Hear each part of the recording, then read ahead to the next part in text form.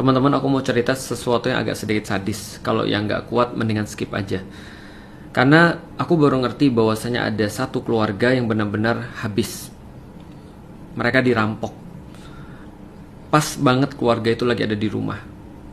Bapaknya dibunuh bersama dengan anak-anak laki-lakinya. Yang perempuan-perempuan anak-anaknya diperkosa.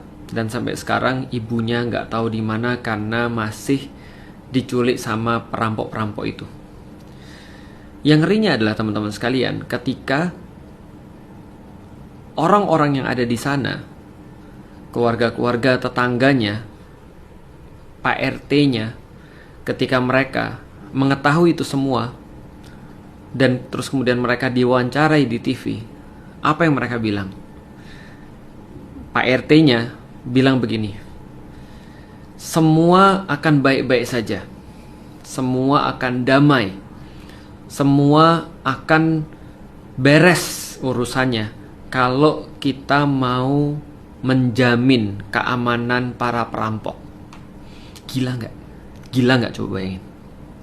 Dan ini bukan tentang perampokan, walaupun pembunuhannya terjadi di depan mata kita, pemerkosaannya terjadi di depan mata kita, dan ibunya yang disekap, dijajah, masih terjadi sampai dengan sekarang. Pembunuhan-pembunuhan itu terus berlanjut dan sampai sekarang masih benar-benar berlanjut. Tapi apa yang menjadi tanggapan ketika Presiden kita Prabowo terus kemudian ditanya, bagaimana tentang ini semua? Aku nggak tahu ini diulang berapa kali. Kalau nggak salah aku udah 3 kali dengar. 3 kali dengerin bahwasanya Presiden Prabowo mengatakan bahwasanya kita harus menjamin keamanan Israel. Dan mungkin aku nggak bakal bisa ngerti tentang cara berpikirnya presiden seperti apa. Aku benar-benar mungkin nggak bakal ngerti, karena bagiku itu adalah sesuatu yang, apa yang terjadi menjijikkan banget. Karena analogiku aku pikir sudah sangat mudah sekali dimengerti. Dalam kasus ini, pembunuhan yang masih berlangsung, genosida itu belum berhenti loh. Pemerkosaan yang sudah terjadi, dan kekejaman yang lebih parah daripada itu semua sudah dilaporkan dan sudah dibaca semua oleh dunia. Bukan satu lembaga, bukan 2 lembaga, hampir semua. Dan semua orang yang punya mata harusnya bisa dengan telanjang melihat semua ini secara nyata, apalagi orang-orang yang berpikir. Dan mungkin aku nggak akan bakal bisa untuk comprehend semua ini, cara berpikir itu seperti apa sih. Kenapa harus terus-menerus mengatakan bahwa kita harus menjamin keamanan Israel? Itu sama aja kayak tadi, orang ngerampok, lalu kemudian kita bilang semua masalah akan selesai kalau andaikan kita bisa menjamin keselamatannya perampok. Ini gila. Ini cara berpikir aku nggak mungkin seumur hidup aku nggak bakal bisa untuk memahami cara berpikir ini seperti apa. Tapi teman-teman sekalian, nggak selesai sampai di sana. Karena Presiden Prabowo ternyata sudah menyetujui untuk masuk dalam Board of Peace yang dibuat sama Trump. Teman-teman cari sendiri deh tentang Board of Peace. Dan itu menurutku adalah jelas-jelas sebuah penjajahan gaya baru, kesewenang-wenangan, kezoliman yang tanpa nyata. Orang-orang ada yang petantang-petenteng dan merasa bahwa dia adalah pemilik dunianya, admin dunianya lah kira-kira gitu. Lalu dia bisa menentukan apa saja yang mau dia buat, terkhusus untuk Gaza dan Palestina, nentuin nasib orang lain. Dan presiden kita ikut di dalamnya. Bayar dong.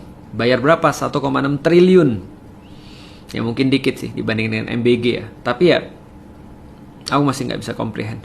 Di titik mana Board of Peace itu menyediakan solusi bagi orang-orang Palestina? Di mana Board of Peace itu pernah berlaku adil? Apa presiden lupa? Siapa yang nyediain setiap senjata-senjata untuk bombardir saudara-saudara kita yang ada di Palestina? Siapa yang nyediain legitimasi hukum sehingga PBB itu nggak bisa bergerak? Siapa yang masih menyambut dan bekerja sama serta berdedikasi untuk Israel? Ya Amerika dan presidennya, yang katanya aturannya juga ditentuin bahwasanya dia yang boleh menentukan semuanya. Kalian boleh berdiskusi, tapi di Board of Peace aku yang tetap menentukan. Kalau aku sudah mau, yang lain nggak boleh. Dan siapa? Tebak yang ada dalam anggota Board of Peace. Tony Blair, Netanyahu. Dipikir coba, apa yang bisa diselesaikan dari sini? Menurutku, Aku nggak tahu bagaimana pandangan teman-teman sekalian, tapi inilah nyata-nyata penjajahan pemikiran. Tentang kata-kata yang dipilih, tentang bagaimana sikap kita ketika kita melihat semua ini, bahkan kita nggak bisa jelas. Penjajahan pemikiran. Kenapa penjajahan pemikiran? Coba bayangin, secara logik ya, kalau ada orang yang diperkosa, ada orang yang dibunuh sekeluarga, kita bilang dong, ini adalah madness, inilah kegilaan, ini kesadisan. Dan pada mereka kita harus fokus. Ini malah bilang keselamatan Israel. Kenapa nggak pernah bilang Palestina harus kita utamain, penjahat harus diadili dengan seadil-adilnya? Kenapa nggak ada cara berpikir seperti itu? Cara berpikir normal. Aku nggak menuntut presiden kita untuk berpikir cerdas, enggak, normal aja. Tapi malah terus kemudian bilang berkali-kali kita harus menjamin keselamatan Israel. Bagiku itu bukan hanya nggak normal, ini cara berpikir yang sangat sesat, sangat-sangat sesat. Jadi teman-teman sekalian, ini nyata-nyata penjajahan pemikiran, bahwasanya kita tidak bisa berpikir normal karena kita lagi dijajah pemikirannya. Kita dipaksa untuk ikut Board of Peace, menjadi legitimasi bagi kezoliman yang sedang terjadi. Dan bahkan kita nggak mau ngerti dan nggak bisa ngerti apa yang menjadi masalah sebenarnya.